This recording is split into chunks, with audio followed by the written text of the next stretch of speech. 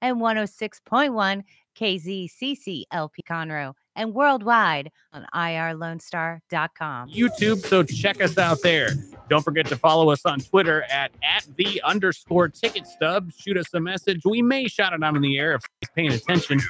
The Ticket Stub is sponsored by Movie Tavern. Movies never tasted so good, but we do have more sponsorships available. It's a great way to get the word out if you have a local business, but we're a national show as well, available on any podcast platform. How many theaters are here in Montgomery County? How many theaters? Yeah, different companies. We got...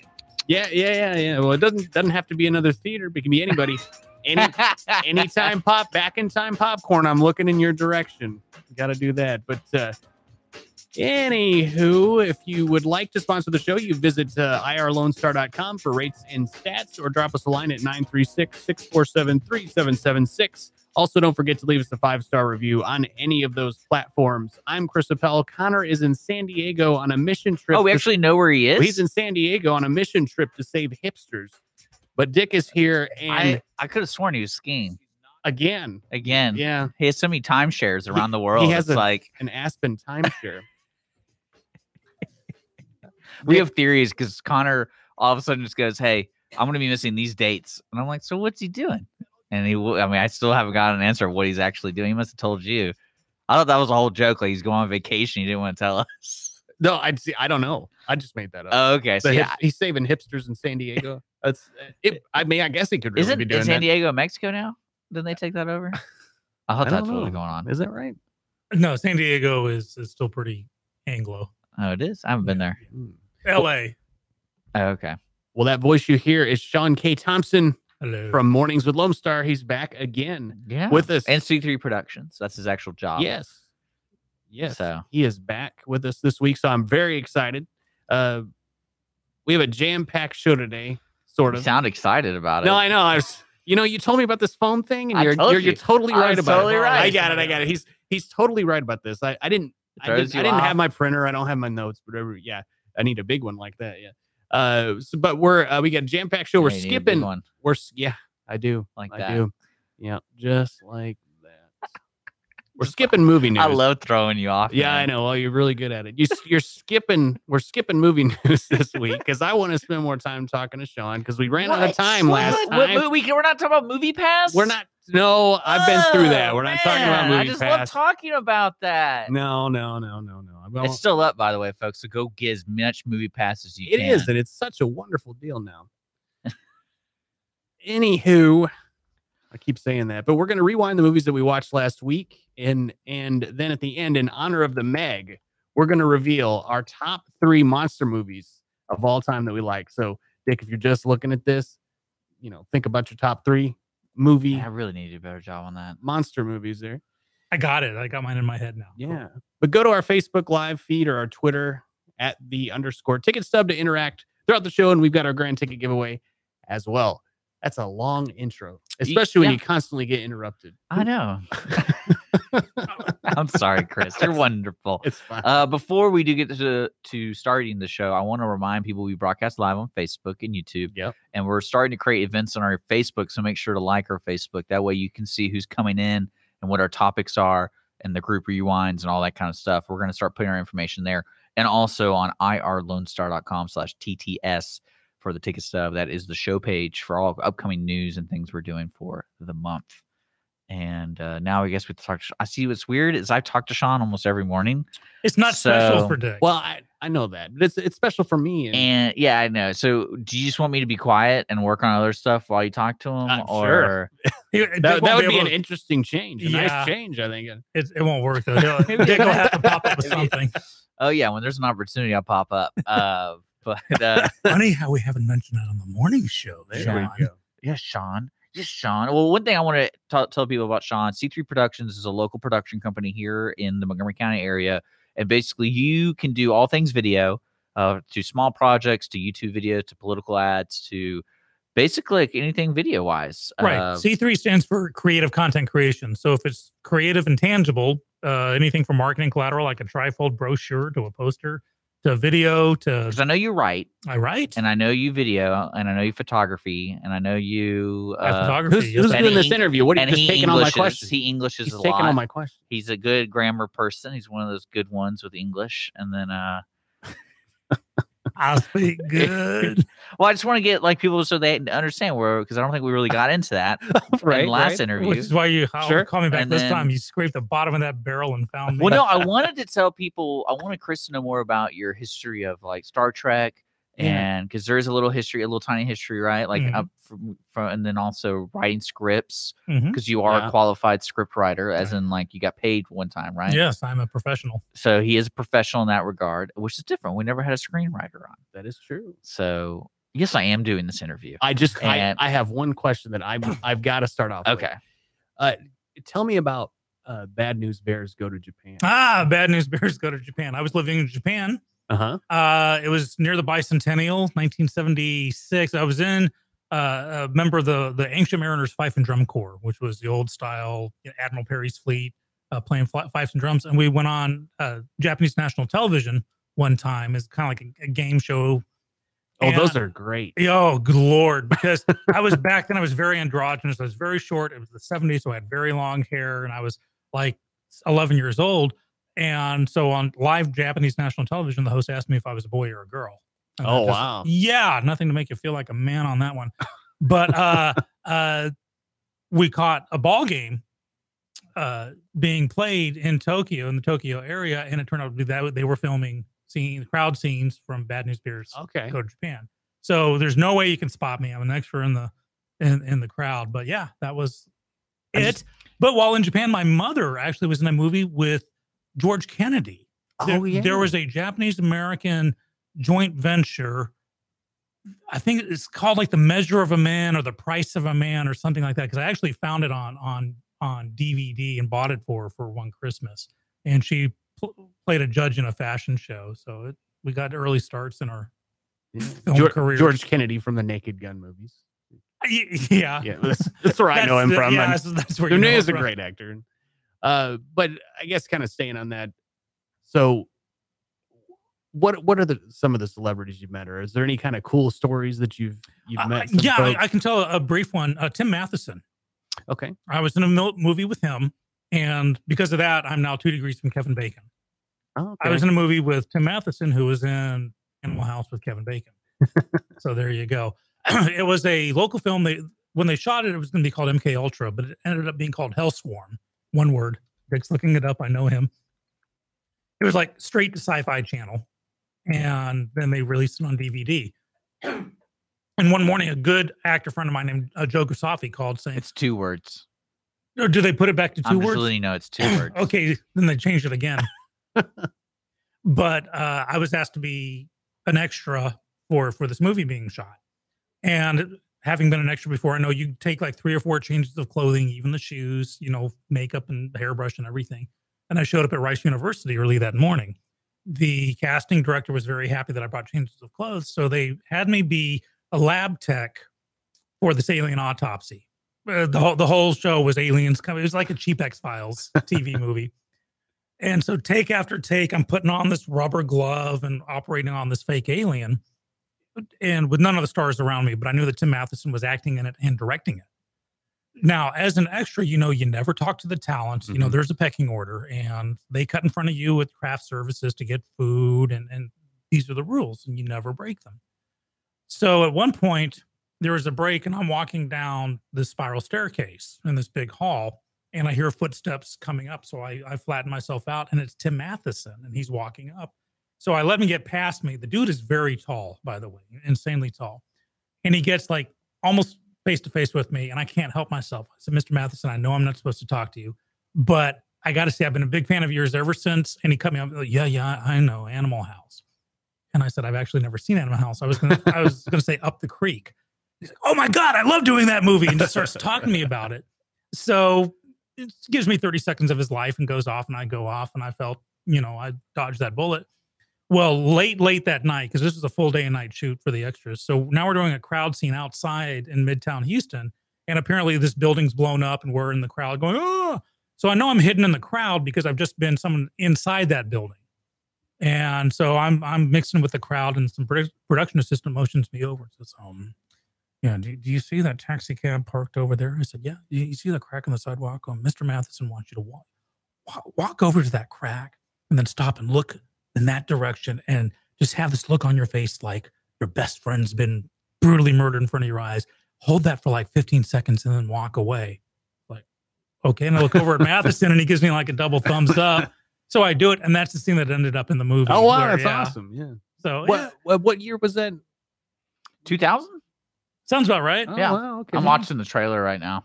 Yeah, it was It's not really different. a trailer. It's I've got the DVD. The DVD survived the floods, so okay. it's like 3 seconds of glory. But I'm there.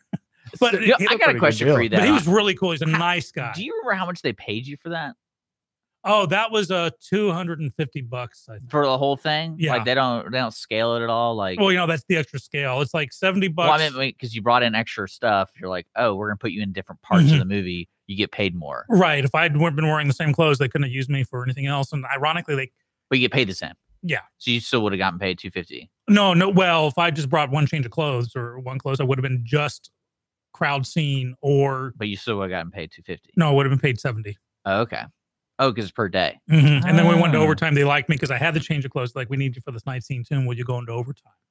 Because extras don't fall under the SAG limitations. You can only, so many hours a day. You have to take a break here. What's the actual SAG deal? Where it's like, because I always hear when you have certain amounts for every 12 hours, you have to take a certain amount of time off. Well, then like spoken dialogue equals what? And then like, because you say you don't have to follow guidelines because you're just an extra. You don't really do anything. You're right. Just there. And if you're, this is a word of advice for anyone. If you're ever an extra and you think I'm going to get in this movie by saying something, you will be thrown off the lot faster than you can say Jiminy Cricket, because everyone's tried it. And the second you make a sound that ends up on film, you have to be paid. There's a different scale for. So according to SAG guidelines, there are sounds you can make: grunts, uh-huhs, sneeze, cough, anything like that doesn't count as a line, and you have to stay within those parameters. But if you think, hey, I'm going to say hi Indiana, not only will they not use you in that scene, you will be thrown off, and your picture will be shown around saying, don't ever use this person. So like in Mamma Mia 2, when they have, I want to say like 75 people dancing and singing, they're not really singing, so they're not speaking, but they're mimicking it. Correct. So they don't have to pay them. Correct. Man, that's so cool. That is correct. Well, it's not cool. It's kind of crappy.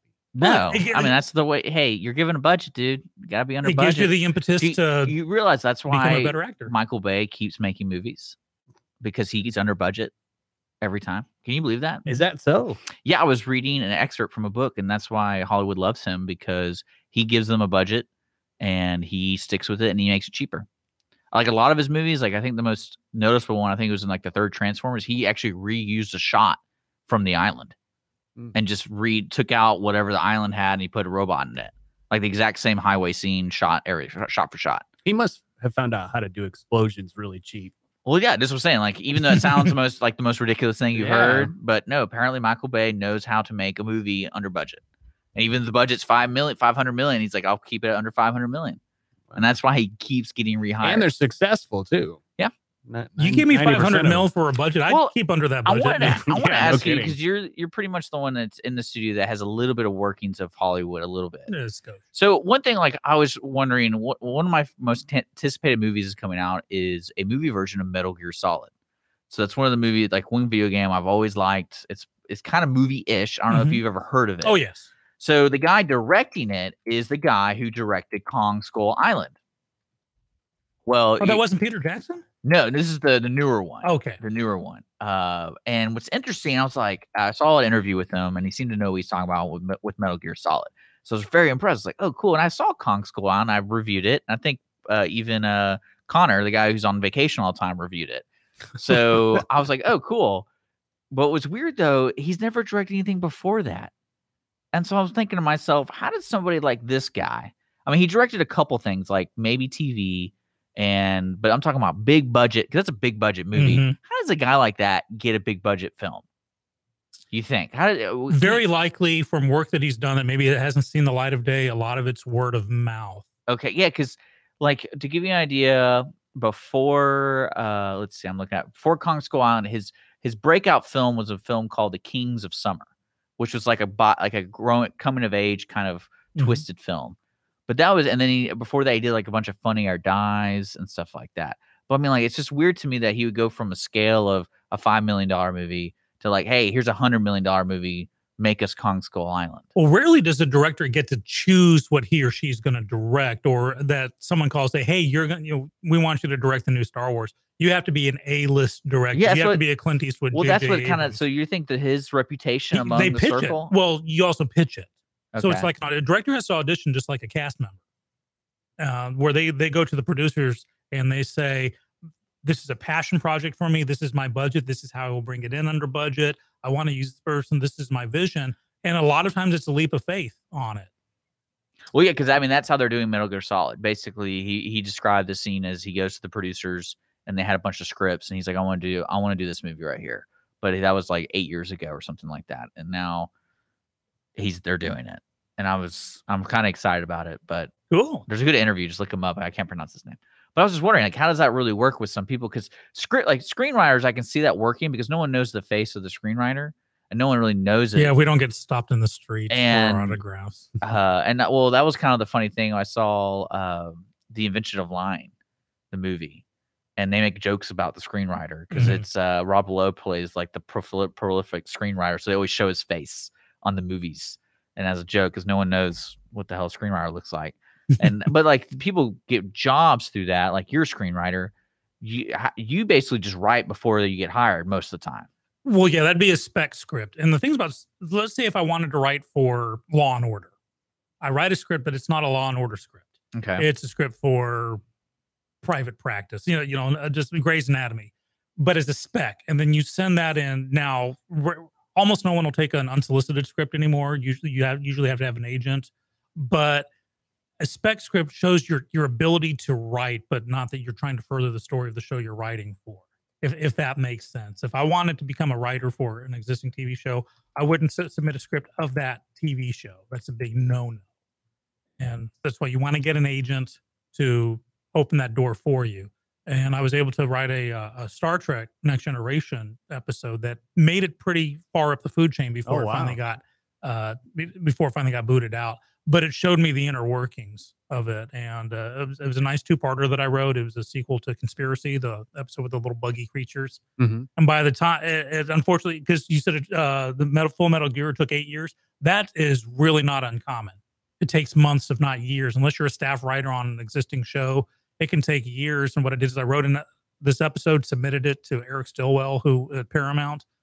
And a few months later, I heard back from him going, we like this, but Gates McFadden is leaving. We're bringing in Diana Muldaur, so we need another script. So I wrote another version.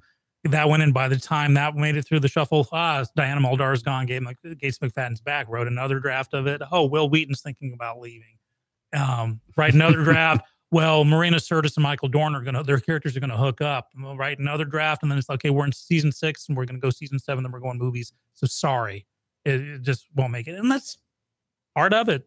Took 5 years. And well, that's one thing I love about the storyline of that. Like, because even talking about Metal Gear Solid, the voice actor who does Solid Snake is actually a writer. And, in the video game circle, he's really like the best voice actor ever. But he wrote like The Watchmen. He wrote X-Men, X-Men 2 or X2. And then, but he got his first draft was Star Trek. And that's where they started doing it. And that's when it was really interesting to me is how did he go from, that's a weird career right there to be a voice of a video game for 15 years, but also keep writing and be like the main screenwriter for The Watchmen. And then, because that was a big movie, I would say. Oh, yeah. But are you working on anything right now? Would you say? Because you wrote a book. You have a book you can buy. Yes. Wrote a novel a few years ago called Time Crossed. You can probably still get copies on Amazon. Actually, someone pointed out that there's a copy of it going for like $750. Oh, wow. I have no idea why. Well, I won't say. Is it autographed? Because I have one that you autographed. If my autograph is worth that much, I'm going to be selling a lot more of my autographs. I have no idea why someone feels that it's worth $750, but I will kiss the person on the mouth who buys it at that price. Just saying that. Just to add the value or what? Yeah, right. Wrote a novel. Very, very fortunate to get that published by a publisher, not myself. Wrote a couple of screenplays. Won a film festival award, the film from the screenplay, and I happened to be in that one. And then wrote some stage plays that are very lucky to won some awards on those too. What's the biggest film that you've been in? Besides Hellswarm. Well, I think that's kind of like one thing, we do have to take a break. But one thing I want to ask Sean before and think about when we go is, what direction do you take when it comes to anything film? Like, do you being in Hellswarm, was that just because someone called you, or are you always actively pursuing these acting roles? Or is do you have an agent right now, or did you have an agent? Did you live the agent life? That kind of thing. Because I wouldn't mind knowing more about that, because we hang out every morning, but I don't ask you that. I know, right? So, we're too busy talking about politics. Yeah, or you are. I'm just sitting here. But you're listening to the Ticket Stub with my buddy Chris. Connor is out. We are brought to you by Movie Tavern. Movies never tasted so good. Don't forget, on this show, we will be giving away 2 tickets to the Grand Theater here in Conroe. So stick around for that. If you got questions for Sean, hit us up on Facebook, the Ticket Stub Podcasts, and we're also on Twitter, Ticket Stub Podcast. You can just look us up. We're there. We'll be right back here on Lone Star Community Radio.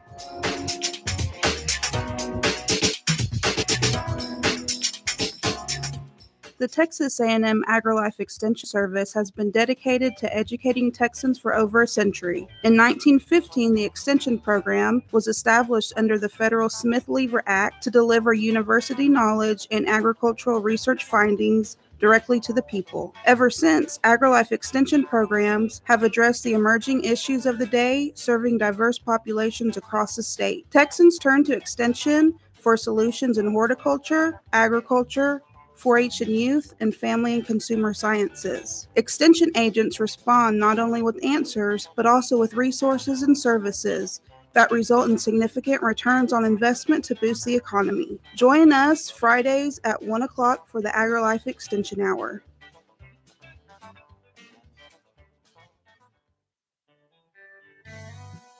A Lone Star Community Radio is Montgomery County's radio station with talk, music, weather, and traffic for Montgomery County. Have a question or comment about one of our shows? Want to know how to reach a host? Just contact the station at irlonestar.com or call in and leave a message at 936-647-3776. Get involved with your community with Lone Star Community Radio.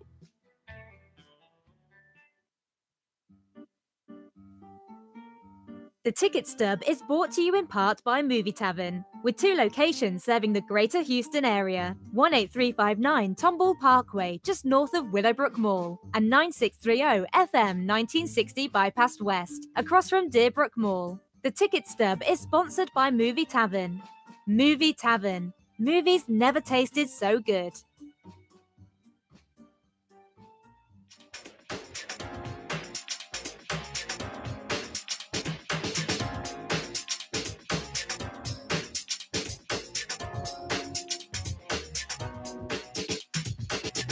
Never tasted so good. So before the break, Dick, you had a question that you wanted Sean to talk about here. I think it's more of it's kind of a stewing pot of questions where tell me your experiences in the movie industry, and if you have 1 or 2 interesting notes, because right now you're not represented, but you still act. You can watch Sean. Actually, right now you can watch Sean. If are you still doing the murder mystery at that 5-star hotel thing? Yeah. In fact, I had a private party just the other night where I got to be the killer. It was fun. So he currently, you can find him all around Houston and the greater Houston area at different plays, doing different things. He's going to be at the Monty's this weekend, which is an award show at the Crichton Theater, which you're the announcer. I get to announce those. Yeah. But the murder mystery thing was always fun to me, because I think you have 6 shows total. Because they always randomize the actors because they don't ever want people to. Right. The last time I was someone who gets killed. The other day I was finally the killer in another one, and they insert you in the audience as an audience member. So you have to be really good with improv, because I had to play a photographer reviewing the murder mystery show. That was the gag. And so I brought my camera. I'm taking pictures all night long. So when I start to fall under suspicion, people are like, Yeah, what kind of camera is that? Oh, this is an Nikon DX80. This is my backup camera. It's an SLR, single lens reflex. You have to know your stuff. Well, if someone's spouting that kind of, well, that's what I'm saying. They're like, oh, you know what you're talking about. Yeah, here are the pictures. And I was actually taking pictures all night long for real. So at the end, when I reveal myself as the killer, yeah, I do it again. Like, I knew it was you. It's a lot of fun. Well, especially with your long history of writing, like you're a writer, you're a screenwriter, and you're an actor. Can you tell me, like, if somebody's listening right now and wants to be an actor or a screenwriter, is getting reputation good? Yeah, if you want to write for a studio, you have to have it. To have an unsolicited script is almost unheard of. Now, there is something called the annual blacklist, and it sounds like a bad thing, but it's a good thing. It's a list of unproduced screenplays that really should be produced, and there have been some good movies that have come out as a result of the blacklist. It gets thrown in there. Sometimes it's just getting it to the right person. And if you know someone who knows someone who knows someone, the friend I talked about, Joe Grassafi, earlier, he did a film, incredibly low budget, but he wanted some kind of name power to it, and he actually got Ron Jeremy, the former porn star, to be in this movie, playing a genie of all things, and it became a cult hit as a result. So this movie made 50 times what it would have made otherwise, just because Ron Jeremy was in it. That's foreshadowing one of my monster movie picks, by the way. Well, yeah, because I always wondered if those kind of things work, because MoviePass announced they're doing a movie with Bruce Willis, and I was like, oh, that's going to be like, why would you ever hire Bruce Willis for that? He's over. He's done. No, I just watched his roast on Comedy Central. Boy still got it. It was great. Boy still has it. I mean, do you take that as a comeback when they roast somebody? It's like, oh, he's going to come back. Well, it's like what John Travolta said when they said he did a comeback during Pulp Fiction. He's like, I never went away. Yeah. Well, no, Bruce Willis has definitely gone towards like I would say the path of the Nicolas Cage, where he does 10 movies a year. He might be in one movie theater movie, and then the rest are all direct to DVD. He just needs a blockbuster every 8 years or so, and Glass is coming up, and that's going to be the new one. Yeah, that's true. Because all the Die Hard suck after Die Hard with a Vengeance, in my opinion. But well, as Demi Moore pointed out when she was roasting him at the roast, she was married to him for the first two, which is why it explained why the others sucked, because she wasn't married to him. That might be it. But no, so just give me any stories or any kind of words of wisdom, anything that's interesting to you that you think people will want to listen to. Document everything. Okay, as a writer, I got to say, always be on the lookout for the narrative possibilities of anything. Don't be afraid to use people or real situations. Have a notepad on your bedside, because you're going to wake up from a dream with this great idea, and you're going to think about it, and 12 seconds later, it's gone, and it's gone forever. So have something, a voice recorder, anything to just jot down on your bedside. Always have a pen or something on you. Get permission if you want to use someone. Get their permission. Say, hey, listen, I'm working on a story. Get used to having people. If I had a nickel for every time someone said, hey, I'm working on a story, would you help me? Would you collaborate with me? I would be rich. It's just people find out that you can be a writer. Anyone can write, but an author is a published author. And for good or ill, that puts you in a separate category where, okay, now I want to be an author too. What do I do? You have to have the thickest skin known to mankind. People are going to eviscerate you in reviews. And I remember when Time Cross came out, the novel, I had good reviews and I had some really savage reviews. And my sister, who always took care of me, would call me up just raging. Did you hear what that SOB wrote about you? Screaming. I was like, sis, for him to review it, he had to buy it. I got his money. Mm-hmm. I don't care. And yeah, maybe he's right about that. The dialogue is stilted here. Or this is unbelievable. And if you live or die by it, you'll get lost. You have to be able to go. It's a job just like any other. Get used to fans. When Time Cross came out, I killed off a major character, and I actually got death threats over it. And for me, I could have chosen to be freaked out by it, but I thought, this is cool. This guy doesn't exist. I made him up. Totally, it's a figment of my imagination. Someone cares about him enough to threaten my life if I don't bring him back. And I thought that was awesome, because when you write anything, a screenplay, a book, a novel, a short story, a poem, whatever, you got your tabula rasa, you got your blank slate right in front of you. You got a white piece of paper with nothing on it.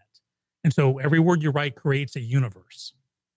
And I teach this workshop called God of Your Own Universe, which is where, as a writer, you create a universe with all the laws of physics and everything, and you can't break the laws of that universe. For instance, if you ever broke warp 10 in Star Trek, you would be just run out of town. And actually, they tried that one episode because that's the rule of that universe. You can believe you can see phasers in space and we have Vulcans and all this stuff. But if you break one of the rules, it's gone. You can't have a singing episode of the X-Files because it's not in that universe. But you can have a singing episode of Buffy because it's in that universe. I mean, you can do the X-Files singing, but it has to be part of the plot. Like, oh, this one stone from this one tribe. X-Files had funny episodes, and they did that on purpose. But what I'm saying, it would fall outside the laws. That's why I think the first, and I'll take it back to a movie, the first Mission Impossible movie, Brian De Palma, what they did is they took Jim Phelps, who was the good guy for many, many years, and made him the secret bad guy. And Peter Graves, who played him, went ballistic when he found that out. And that's just like finding out that Spock has been a Romulan spy all these years. You don't mess with that. Okay, now we only have a couple more minutes. Can you tell me an interesting story? He's really fishing for this one. Well, you want this on the air? Well, you don't have to go. I think I'll have to speak in some metaphors. Well, I think and you could just say yes or no. Like the one you were telling me one time off the air, you said it was just a really interesting way Hollywood works. Yes. And that's one thing I always love reading about is how it really, like, what are the nuts and bolts? What are the day-to-day operations? And this particular story was interesting because the same thing happened with a movie I watched with Robin Williams. They had this documentary called Robin Williams Come Inside My Mind. They're talking about Mork and Mindy and how it got made. And basically reflect a similar story to you is where Paramount was supposed to produce so many things to ABC, and they were like, oh, hey, we got one more slot to fill. What do we do? Well, why don't we take two of these characters from two separate stories or two shows and put them together? And that's when they make Mork and Mindy. They actually cut it from two different shows. The pilot is from two separate shows put into one. So in your stories, you were a screenwriter, and there was another well-known person who needed to put something together real fast. Right. It's, if you've ever heard the story of how Deep Space Nine and Babylon 5, why they were such bad blood between them, the people who created Babylon 5 went to Ronald Moore and Brandon Braga and said, we have an idea for a show about this space station outside this wormhole, and you meet the different cultures. And they played around with it for a while, and then Moore and Braga's like, no, we're going to pass. So the guys that created Babylon 5 went on and finally got it going. Meanwhile, Brandon Braga and Ronald Moore say, hey, we got a great idea. It's called Star Trek Deep Space Nine. It's about a spaceship or space station hanging outside a wormhole. And there was a lawsuit over it. Now, before that went down, so that happens, and a lot of those times those are settled out of court. Once upon a time, my identical twin brother wrote a sitcom based on my life and my youth in Japan. And I thought it'd be funny if I went my youth in England. And I thought it'd be funny if I had ever gone back to my school in England years later as a teacher, what it would be. So it would mix the 70s versus the 90s, American versus British. And so I wrote the pilot episode and the first episode after that. And I also wrote the Bible. And that's where you have the character histories and what's going to happen, the secret stuff that maybe people don't know, but the writers need to know. And I gave it to my agent at the time. Flash forward about a year. And it takes frequently years to have something hit the stand. So, there's no hurry on that. I was working on other things. About a year later, a friend of mine called me going, oh my God, I saw your show on the air. It's amazing. So what are you talking about? Well, they changed the name, but it's obviously your show. So I started watching. It was an NBC show starring a stand-up comedian at the time. And there were actually words coming out of their mouths that I had written. Oh, wow. So I watched the show, and every episode I would write down everything similar that was going on. And I had reams of information. My agent was like, wow, I'm shocked to discover gambling's going on here. Got a lawyer, started filing lawsuit against the network, the studio, and the creators of this show. It was a 3-year lawsuit, lots of ups and downs. The initial case was summarily dismissed because of some technicalities, and that's how it was. The law back then was you could only use the shooting script as an example of basically whatever makes it on the air. Because we got versions of the scripts, previous versions, that were literally, when I say cut and paste, I mean with scissors and glue from my script into theirs. So we had like proof. But the law at that time we couldn't introduce that as evidence because you can only use what made it the final draft. On the appeal, they changed the law, but they couldn't grandfather me into it. So from that moment on, people suing for what I was suing for was got a better deal. I actually got a payoff, a settlement from the network when we had like a parking garage secret meeting with them. That's like, we had no idea this was happening. But couldn't you be like, I don't want to pay off. Give me 3 shows. I actually asked my lawyer if I could parlay. He said, nah. Now these guys, they're just here just to keep the names clear. But years later, I found out that the comedian had been given a development deal by the network, and I'm not going to use any names whatsoever. If you really want to look it up, you can find it. For a year and a half, he worked on like a new night court. He wanted to be a new Barney Miller in a police station as a sitcom. They pitched it to the network 18 months later. They's like, no, we're going with Law and Order. We don't want a comedy. You have 3 weeks to come up with something else. He's talking to his agent. Oh my God, I have to come up with something. It took us 18 months to come up with this. That agent had just met with my agent who had given her all my stuff. And so the 2 agents got together. It's like, wait, we just got to change the name of this. And that's how he got it. And they just forgot to put me into the mix. Oh, wow. And now the agent's passed away, but I at that point, it's like, I don't need an agent. I've won awards, fine without him. Well, looking back, because we have a little bit of time, I'd say like 2 minutes. Looking back at that scenario, what do you see? Like, why wouldn't they reach out to the screenwriter? Name recognition. I was nobody in Houston, Texas. Yeah, but like, couldn't they technically go, hey, Sean, we got somebody that wants to do your script, and it's this comedian dude. Can we give him rights to it for X amount of dollars? Now, it's up to you. I mean, could you do that technically? Oh, they could have. There are 2 ways they could have. Yeah, and like y'all could have collaborated, and then you just get like, I mean, but they would have to give me creator. Yeah, but like, what's wrong with that? Because the whole pitch was they were paid millions of dollars to develop a show under their name.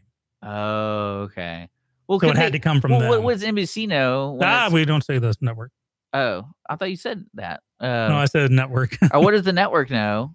If he goes, hey, I've been working on this project for 10 years. They didn't know, which is why when they found out, they're like, please take us off. No, I meant more of like, if I was the comedian, I'm like, yeah, this is my buddy, writer. We've been kind of throwing things back and forth for like 10 years. If you find out the writer, if you find out who the comedian was, give him a call one day. But the punchline was in the original lawsuit. One of the reasons it was dismissed was they said my show had elements of the 90s and the 70s because this was in the 90s when this happened, and you would flash back to the 70s when this character's a kid.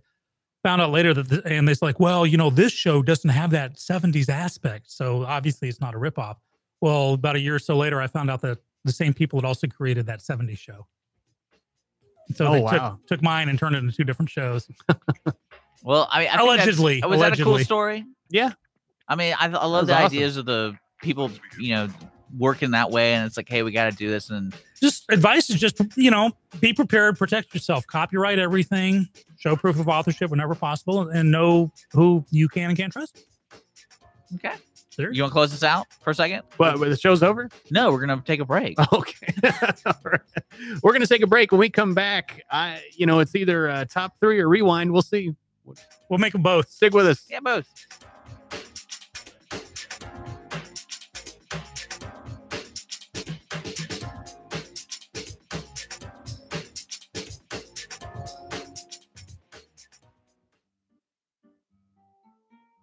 The Ticket Stub is brought to you in part by Movie Tavern, with 2 locations serving the greater Houston area. 18359 Tomball Parkway, just north of Willowbrook Mall, and 9630 FM 1960 Bypass West, across from Deerbrook Mall. The Ticket Stub is sponsored by Movie Tavern.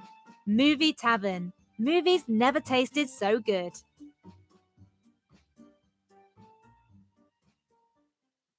Is there someone you know who is hooked on vintage aircraft? Follow the Commemorative Air Force and its fleet of World War II planes, including the mighty B-17 Flying Fortress Texas Raiders, which is based in Conroe, Texas. Texas Raiders tours locally and all around the United States, offering the public a chance to put their hands on aviation history. What could be a more perfect gift than a flight on a historic B-17? Taking to the sky on the iconic bomber is an experience that will never be forgotten. For the touring schedule, reservations, or more information, go to b17texasraiders.org or Call 855-FLY-A-B-17. Hispanic Chamber Connections with Dr. Carlos Sanchez, president of the Woodlands Conroe Hispanic Chamber of Commerce, featuring event announcements, member highlights, and more. Tuesdays at 1 p.m., broadcasting from the heart of Conroe, Texas on irlonestar.com and Conroe's FM 104.5, 106.1.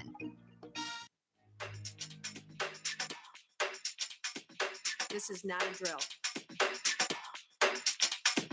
Repeat, this is not a drill. Welcome back to the Ticket Stub.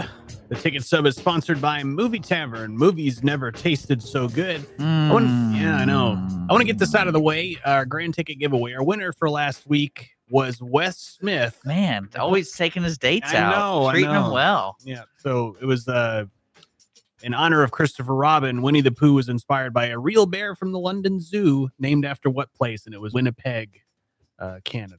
There you go. That's where Winnie I heard the Pooh that movie came did from. really well. Yeah. All right. So for this week, our question is, as in honor of the Meg, because we're going to get to that. But as his big break, Jason Statham starred in a commercial for what candy? So that is this week's question. Jason Statham in a commercial for what candy? No. But anyway, it's that time for our rewind. Yeah. We rewind the movies that we watched last week. Dick, you saw Sabrina.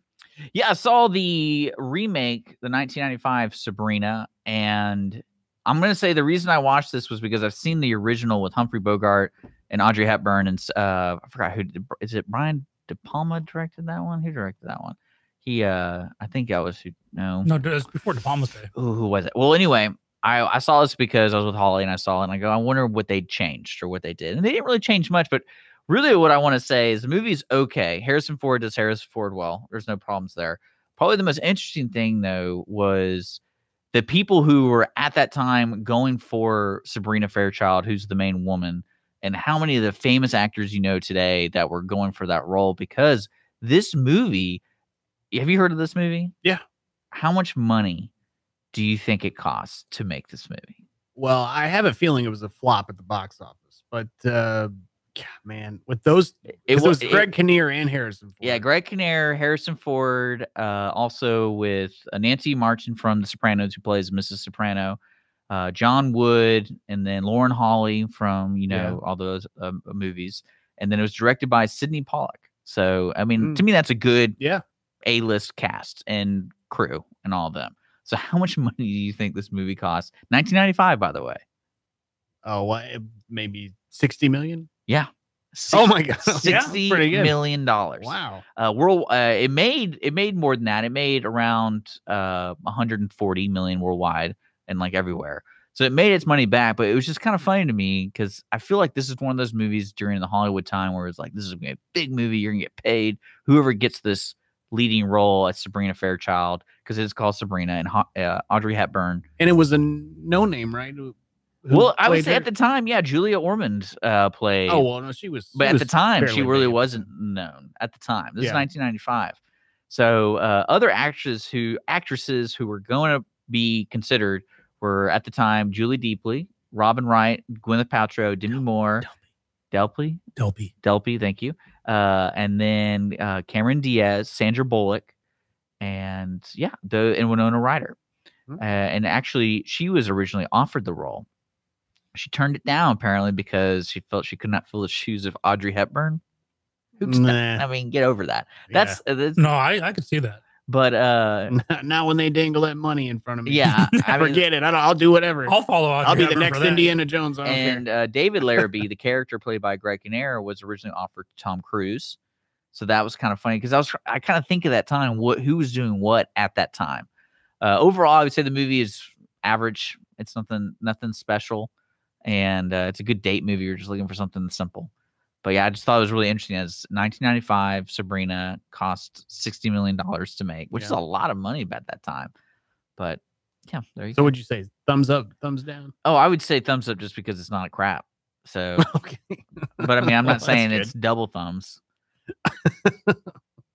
So, all right. What'd you see? I saw The Spy Who Dumped Me.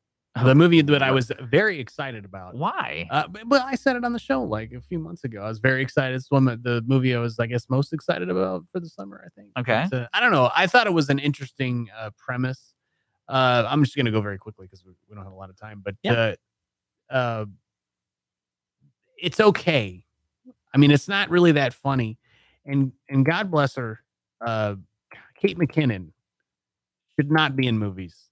I actually agree with that statement. Yeah, she would excel very well on a sitcom or, what she's doing on Saturday Night Live, but she just doesn't, I don't know. There's just something about her that just doesn't work for the movie. Not that she's not funny. And of course, Mila Kunis, now that she's getting she's getting a bit older, she's getting better and better, I think. I've really never been a huge fan, but I really enjoyed her in this movie. It's pretty funny. The plot's not that original, but the action scenes are pretty good. And overall, I think it's a good, solid movie. And my wife really liked it. So if you're a lady, you will probably enjoy this film, I would say. But so I'm going to give it a thumbs up, even though it wasn't really what I was hoping for. That's typical. Well, I watched. Sucks. I'll bring it home. Movie I watched on DVD was actually my favorite movie. I was very glad that the DVD survived the flood. It's called Time After Time, 1975 movie, directed by Nicholas Meyer, who already had established, who would go on to do Star Trek: Wrath of Khan and Undiscovered Country. Basic plot is it's a Romana Clay plot, which means it mixes fact with fiction. H.G. Wells finds out that his best friend is Jack the Ripper. H.G. Wells has invented the actual time machine that he's going to write about one day. Jack the Ripper steals it, comes to modern day San Francisco, and H.G. Wells follows him. So it's two men out of their time. One of them a. So is this kind of like the movie? What was the movie with Guy Pearce in the early 2000s? Oh, that was The Time Machine, and that was like a remake of this. Or? No. The Time Machine is actually a story that H.G. Wells wrote. Oh, okay. With the LOI and. Rod Taylor was in the original 1950s George Powell version of the Time Machine. In this movie, H.G. Wells has actually invented the time machine he's going to write about. Okay. But he doesn't have the courage to actually get in it and try it. So his friend Jack the Ripper is running from the police, comes forward. It's got a homing thing on it, so it comes back to H.G. Wells. So he has to follow him. This is Malcolm McDowell stars as H.G. Wells, and Mary Steenburgen plays the bank teller that he falls in love with and is destined to become the Ripper's next victim. Behind the scenes, McDowell and Steenburgen fell in love and got married in real life for 10 years. As a result of this, David Warner plays Jack the Ripper. Patty Darvinville's in it. It has you on the edge of your seat. It's a little dated, 1979, as modern day, but just watching H.G. Wells try and deal with the whole new century. There's chills, there's laughter, some great lines in there. Definitely 2 thumbs up. Cool. All right. So now it's time for our top 3 monster movies in honor of the Meg. It comes out tonight, actually. It comes out. We've got advanced tickets at the Grand if you want to come see it. Is it really anticipating to be a movie like that? I think it's going to be pretty big. Great marketing on it. Yeah, it's got good marketing in it. And there's a lot of interest, on the internet. Well, I mean, it looks fun. So I might check it out. Check it out. Yeah, I want to see it. I don't like Jason Statham, but I want to see it.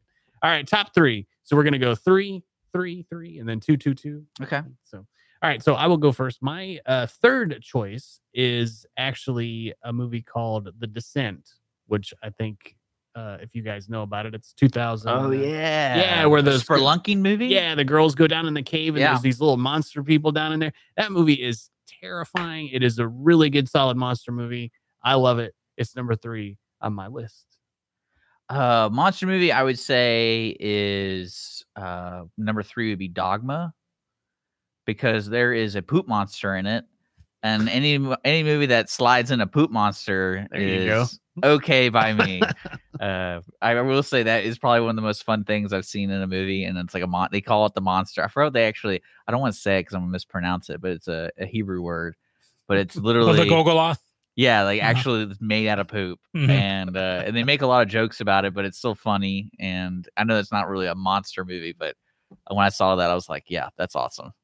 Good call. My number 3 would be Paranormal Activity. Oh yeah. There's a monster in bejeebus. Yeah, the poltergeist. Yeah, I guess it is a monster. It counts. If your poop demon counts, then my invisible. Well, that's literally a monster. It's a demon. I guess a Yeah. Judge's ruling, Chris. That was very scary, especially where you see the footprints in the bedroom. Oh, that scared me. That messed me up for a while, and I love that. As a writer, I always watch with a detached eye and rarely get emotionally involved. That one scared the tar out of me. Okay. My number 2, not the first time I've said that. Speaking of the poop monster, is Monster Squad from the 80s. I don't know if y'all are aware of that film. It's got the Mummy, Frankenstein, the Wolfman, and it's these kids kind of befriend the monsters. Dracula's trying to take over the whole town, and these kids become friends with Frankenstein, and he kind of helps them. The movie is fantastic. It's got scares where there need to be scares, and I love it because each of the characters is done the way I would like them to be done, like from a Halloween standpoint. So Monster Squad, number 2. My number 2 is One Who Flew Over the Cuckoo's Nest, because Nurse Ratched is a monster. Yeah, that's so. Yeah, she is. Like that was probably the one character besides Breakfast at Tiffany's that was like, this lady's a monster. So, and I also think that woman in Breakfast at Tiffany's is a monster too. There you go. My number 2 is Jaws.